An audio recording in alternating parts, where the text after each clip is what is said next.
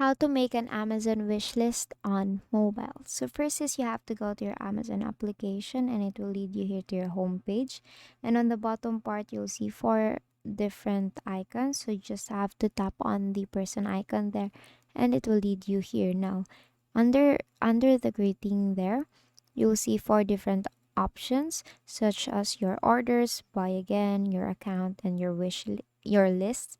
So you click on your list here, and basically this is where you could create your wish list. So on the upper right, you will see create a list there. Before that, as you can see, I have already created my own wish list.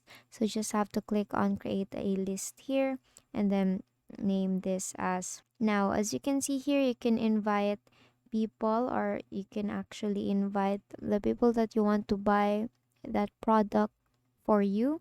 So you can actually set it into view only, where anyone with a link can view your list without making edits.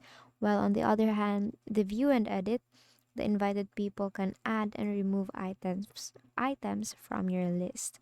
Now here, so if it doesn't work, make sure that you have updated your Amazon application. And that is all for today. If this video helped you, please give us some thumbs up and subscribe to our YouTube channel for more tutorials. Thank you for watching.